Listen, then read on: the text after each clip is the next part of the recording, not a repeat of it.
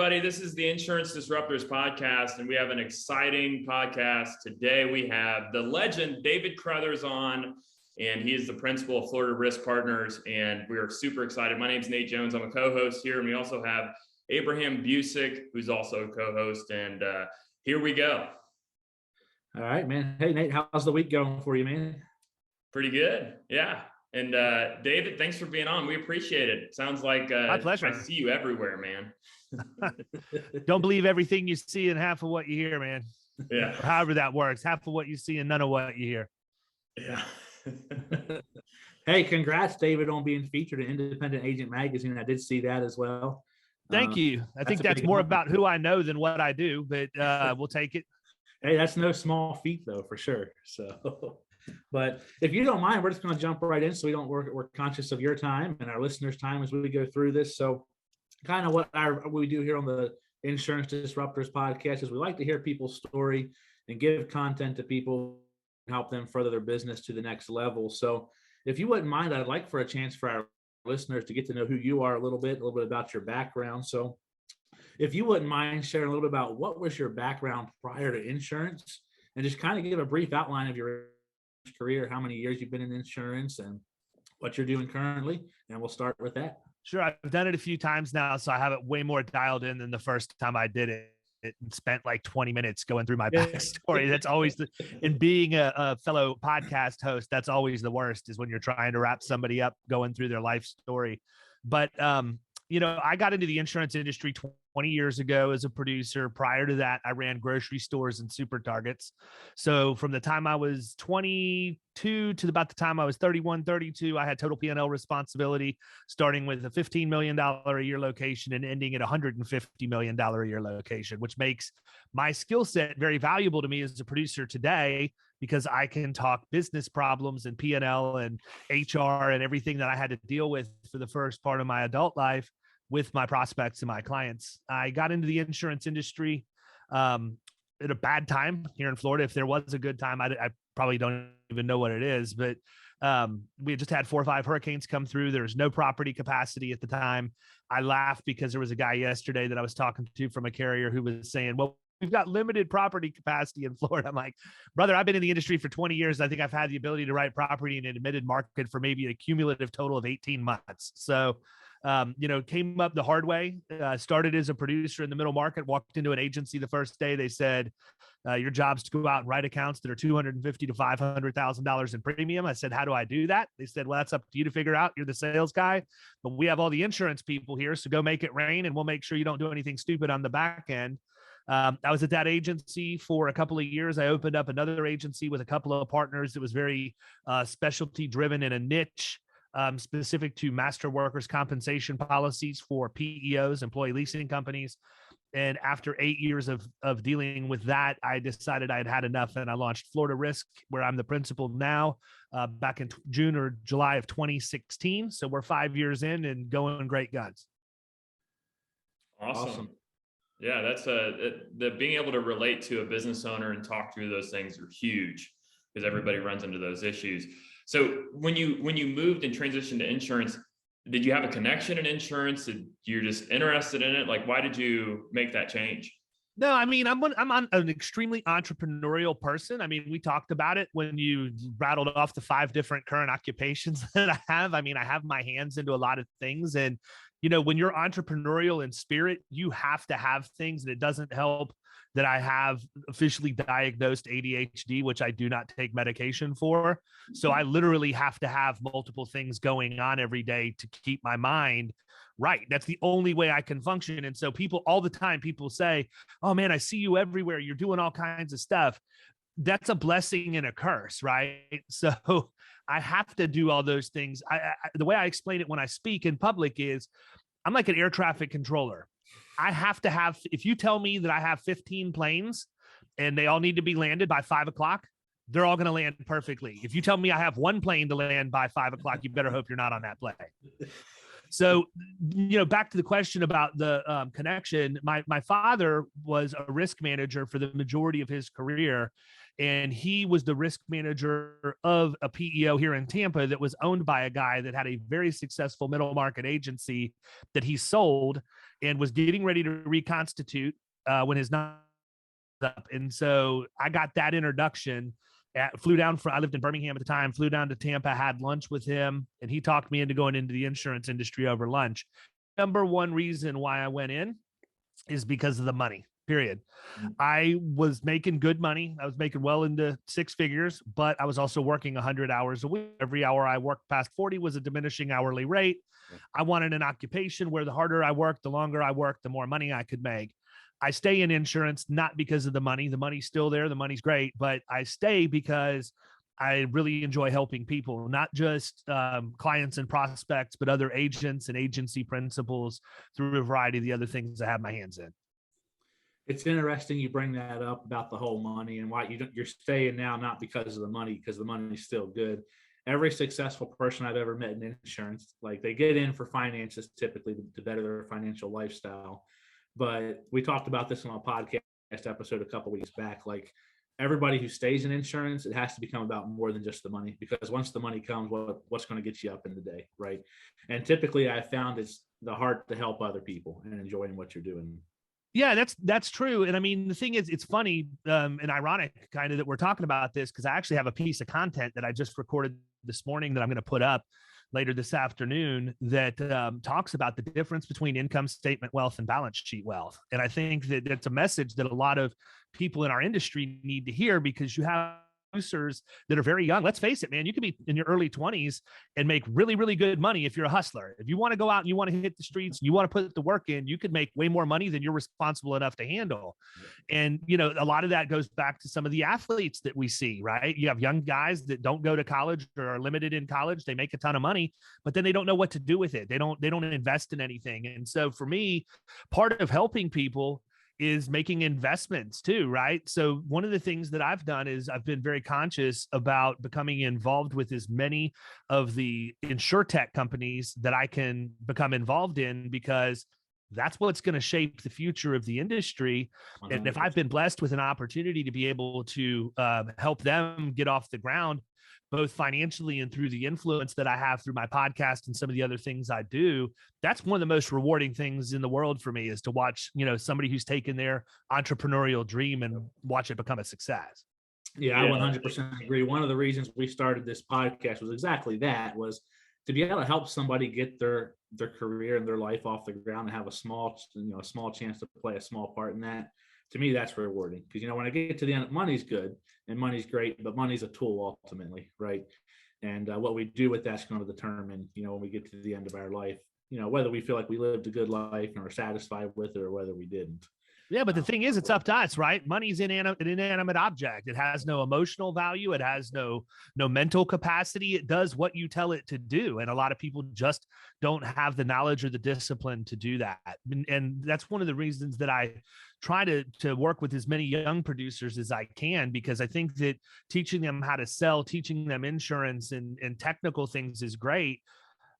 But you got to do more than that. If you're going to invest in the future, I want an industry to, you know, the industry to survive. And if we're not doing that to prepare the next generation to be financially solvent and perpetuate things, we're all going to lose out to Google and Amazon and whoever else big data decides is going to be the next people that are going to take the torch and run with it in the insurance industry. Yeah, and you mentioned the Insurtech companies, and I'm in a lot of Facebook groups with other agent owners, and you're probably in them too. And I always hear people talking about, oh, I hate how they work directly with clients as well. I've never thought of that as competition, because if I'm adding value, you know, like Next Insurance, they don't have the value that I can add as an independent agent. If you call Next, they're going to be limited to just Next. But if you're only adding value on price and access, then you're probably not going to build a book of business in the long form anyways. So I love Insurtech because it saves me like 20 to 30 minutes sometimes on quoting and everything for those small accounts. And I don't know, I don't look at it as competition. I look at it as it's making us faster and be able to provide value as far as access and coverage very quickly. So I love it. Yeah, I look at it a couple of different ways, man. You know, in my agency, we're middle market commercial. Like we know what our lane is. We know where we're good. We know we want to stay there. So things, you know, the people that are going to the Insurtechs, that's 100% business we really don't want to write. Let me define, Insurtech, not so much from the Insurtech distribution interface, like a Next Insurance or a Coterie or one of those. I'm interested in the people like Wonderwrite, Propeller Bonds, Mod Advisor, Better Agency, people that are making products that are peripheral to the industry. But let's go down that road for a second. People like Next, I can either choose to interface with them and then create a way to drive digital traffic to a landing page and let my client have a quote bind issue experience with some of these Insurtechs so that I can get mailbox money from it, or I can let them have it. One way I get paid, one way I don't. Either way, they're going to place the coverage. And by me being able to use technology to leverage that process, I can focus on my core competency, which is going into middle market accounts that are going to pay me a much larger commission and are, quite frankly, more profitable for my agency. The problem is that the average insurance agent out there is looking through things you're looking at things through the wrong lens. Okay. Here's the nutshell. This is the problem with the insurance industry. They're insurance salespeople, period. It's either an insurance salesman or an insurance saleswoman. And when you talk to a consumer, the first person they think about is Ned Ryerson from Groundhog Day, right? It's not a problem solver. The real root of the issue is we have to get to a point where we understand our role is to go in and identify and fix problems in organizations. And if you can do that, you're going to win way more than you're going to lose. But if all you're doing is quoting and hoping and hanging your hat on whether or not an underwriter can deliver on the terms and the pricing you need, that's a horrible way to go through doing this process, right? Mm. That's why when we tell people that we'll engage with them, but they either hire us or they don't. Yeah. I don't quote insurance. Yeah. I'm going to represent you and will go to market and I will negotiate coverage terms, conditions, and pricing for you. But I'm not going to do it in hopes that I'm going to get the business that way. We have a rock solid value position that I've crafted and continue to craft over the last 20 years that allows us to get to the table, and people buy my value proposition. We view insurance as the funding mechanism for you to be able to purchase the value proposition we represent. Yeah, and man, I love that. In the middle market, you have to add value because I was in a similar situation you were before I started my agency. Middle market, hit anything over 25,000 of revenue, go after. And how do I do that? Oh, figure it out, right? And that's the biggest thing is if you come in and you try to win by price, you're never going to win anything. But if you can come in and add value outside of that, winning by a BOR is awesome. It means you're intentionally getting hired because of you, not because of a price, not because of the paper.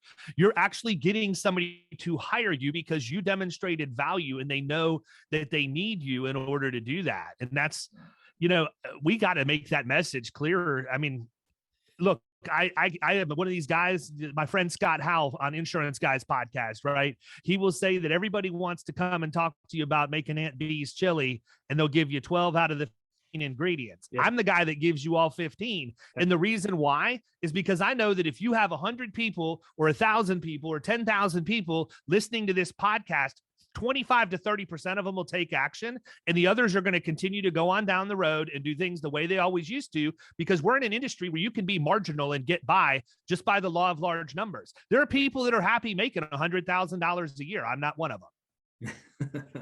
I love it. I like what you said earlier. I want to rewind back a little bit where you tell basically your clients, you're either going to hire me or you're not. I'm not just quoting insurance. And that's a message I have been trying to drive into my agents and agents that I talk to is like, stop being a quoting vending machine, basically, right? Like go in there, listen to their problem and provide them a unique, valuable solution to that problem. And that's going to set you apart from the rest of the industry. And it's amazing to me because everybody I see complaining about, financial issues in the insurance world are people who are just quoting machines.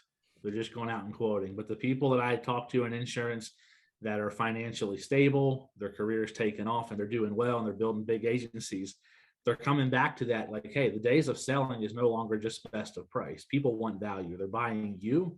They're not buying the product. So I love that that's your message.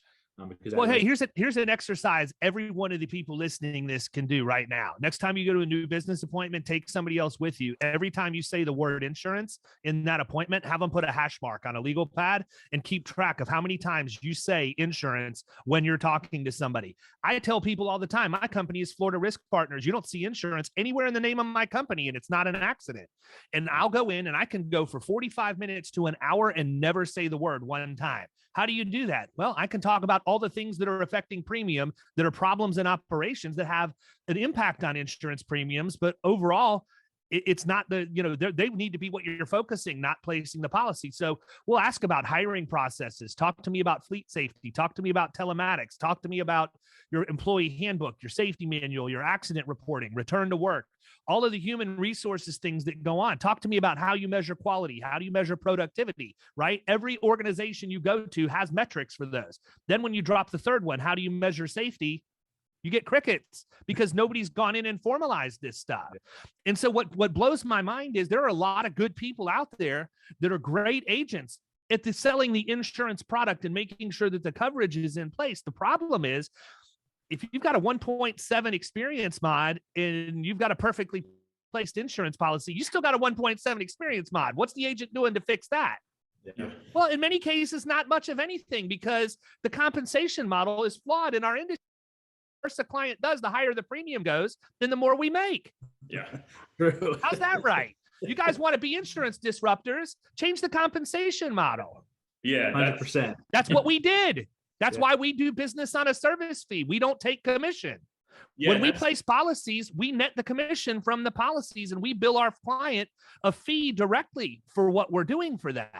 So that I can go into a client and I can say, look, I'll do this deal for $25,000 a year, guaranteed, or I'll do it for $20,000 a year. And for every X number of dollars I reduce your total cost of risk, I get a bonus up to a certain amount. So the more money I save them, the more money I make, but the less they spend overall. Why isn't that the way all of us are getting paid?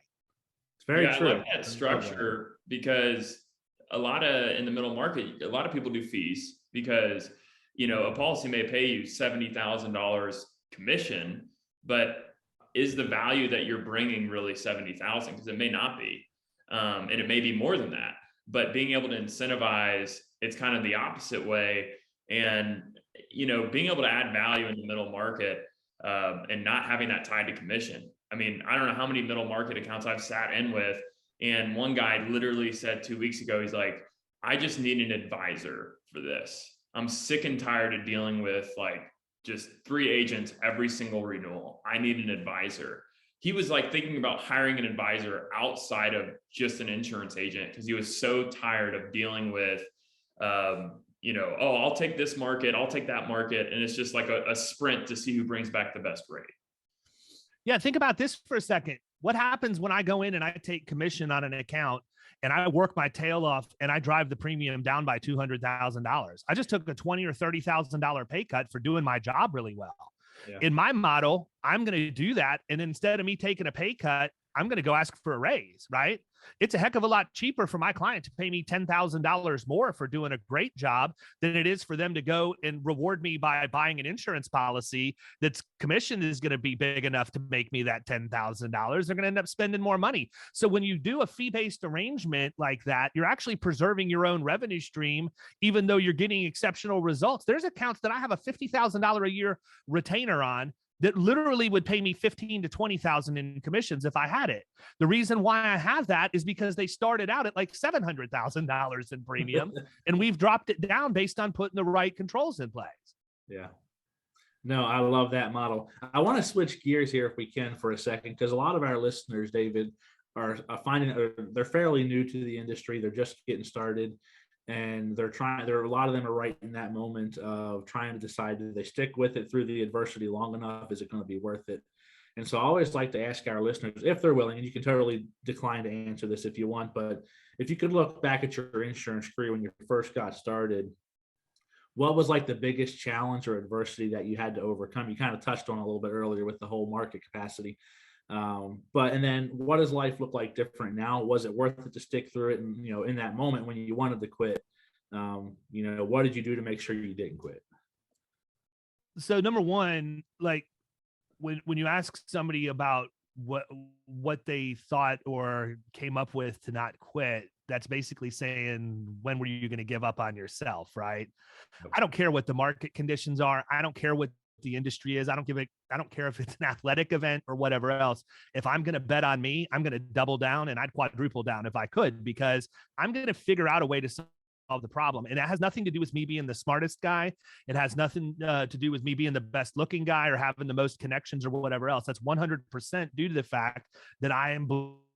I grew up blue collar. I worked blue collar before I got into the industry. And so, when I got in, even though I didn't really have structure around me, I knew that it was going to be up to me. And there was no chance that if I was betting on myself, that I was going to fail. But that being said, I think the industry has an epidemic in the fact that most agencies aren't set up to bring people in and train them, right? I don't think, I can tell you, and it was a demoralizing thing for me. When I went to go into the insurance industry, I probably interviewed with a dozen agencies after I met with the guy who originally talked me in, because his non-compete wasn't up. It wasn't time for me to go work for him. I went and interviewed with a dozen agencies that all told me no. Now, I was making 150 grand a year and I couldn't get hired for 25 because nobody was willing to take a chance on me. Wow. And they did. And most of the time it was, well, we just, we think you're a good guy. We think you're relatively smart. We think you have a good personality, but we just don't really have any way to train you. We don't have any way to bring you along the way that you need to. And as a result, we don't want to set you up to fail. Maybe that was BS and they were just feeding me a line or whatever else. But because of that, the way that you change things is you be the first one to drive change. So number one, if anybody wants to come and work at Florida Risk Partners as a producer, they can't come from another agency. I will not hire anybody inside the insurance industry. I only hire business to business producers that have a proven track record, and I can teach them the insurance end of things, but I'm not going to have the time to go in and teach them how to, go to door and sell and have the daily habits that they need. They need to have those already. The other thing is I created an online ecosystem where I train other producers how to do that, right? So if it's not available in the agency, why not create something digital that'll allow agencies to outsource that process? And so we did that. Because of the way my agency has scaled, I had to get digital in my own stuff and have my own knowledge base. And so what I did was I took all of that stuff and made it formal and then monetized it, rolled it out to agencies across the country. But I think that's the biggest obstacle is, you've got to have an agency that's willing to give you a chance. They have to believe in you, but more importantly, you have to believe in yourself, period. Because as long as you're willing to put in the work and you can do that on a daily basis, you're going to win. We got a guy in our office. We joke about him all the time because he's an absolute terrible cold caller, but he writes business because of volume. He just continues to beat on doors and he doesn't give up. He doesn't quit. And I think that's a lot problem is manifested in the thought process of agency principals. And the reason why I say that is because agency principals are always looking for revenue. We want the results. But when do we measure them? We measure them when the results haven't been hit, or we're looking for the results in increments along the journey. But what are we doing to actually measure the behaviors, right? What are the behaviors that we're measuring to make sure that the results happen? This is not a difficult industry. We should be able to take 100 raw leads and know what the yield is, or 1,000 raw leads and know what the yield is. So that should dictate, based on what the number is, how much we have to be doing every single day. How many phone calls do we have to make? How many emails do we have to make? How many doors are we knocking on? All of those things.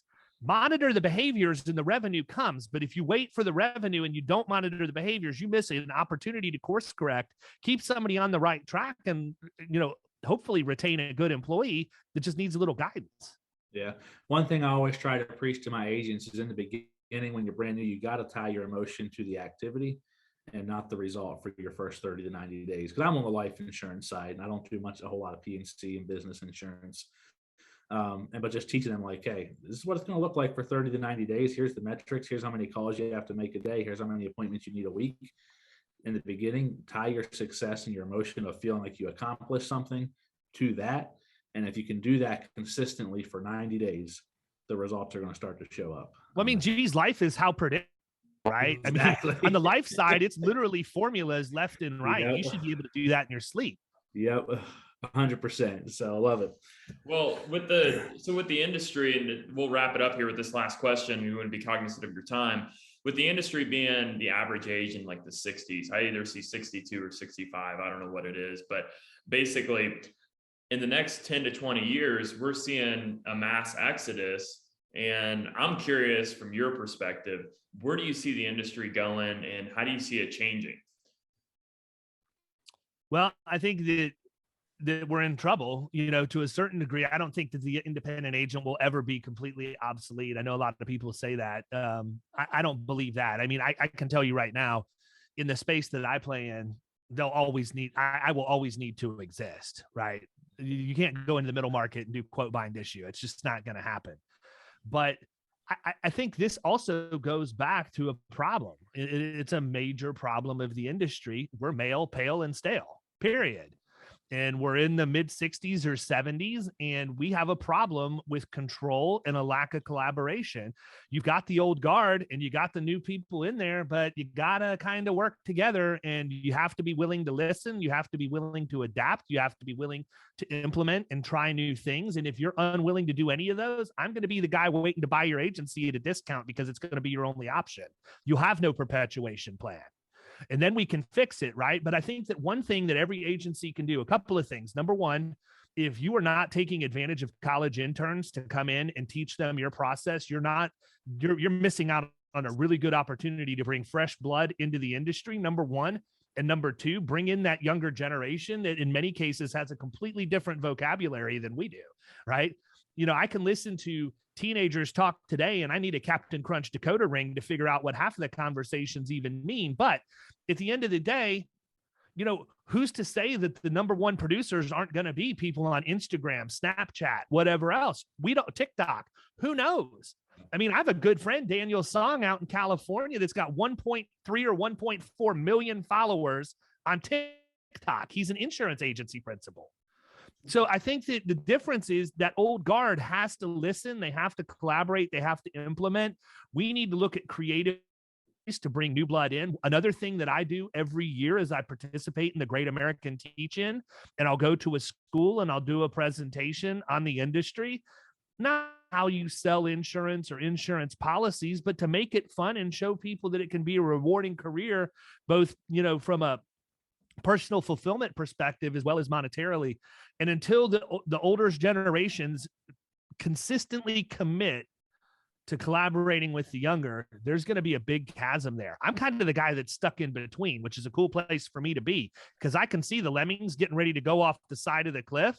And I can decide if I'm going to swoop in and buy, like I said, buy an agency at a discount and perpetuate it, or just let them go over the side. Yeah. But that's where they're headed, man. Some of these agencies out there, they better figure it out in a hurry. Yeah, it's interesting. You mentioned about like the whole social media aspect, like Instagram and TikTok. On the life side, we're already starting to see that switch made, where a lot of the younger producers coming in their 20s and early 30s, they're utilizing these platforms to get their message and their value proposition out, and they're coming in and they're killing it in the industry. Well, and look at companies like Bestow, right? Bestow has got a great life product that you can buy over your phone. You don't have to make an annual payment, and you can literally purchase it with a credit card on monthlies. And if you know anything at all about driving internet traffic, I could in 10 minutes set up a landing page, put together Google Ads, drive people over there. And I know as long as I'm making more than I'm spending, I've got a profitable business. You don't have to be a rocket scientist to do that. Yeah, 100%. Well, hey, if you wouldn't mind, you talked about your platform real quick that you created. Can you plug that so people know where to find that and get a hold of you if they want to do that? Yeah, absolutely. So number one, you guys will find that I'm one of the most generous people with my time and information you'll ever get. I'm a big believer. I already said it. I can tell you all 15 ingredients, Aunt B's chili, you still ain't going to cook it. So I don't care if it's on the internet or not. It actually works out to my favor, believe it or not. A lot of my producer facing content has now started getting into the hands of clients. So I've actually had prospects call me from other states saying, hey, we've been following you on LinkedIn and we see all of the things you're talking about and how you're training other agents. We need to know if you have an agent in our area that thinks the way that you do, because we'd like somebody that thinks your way to represent us. Or if you can come be my client, be my clients. The rule number one is create content, whether you think they're watching you or not. They are always. But my website is killingcommercial.com.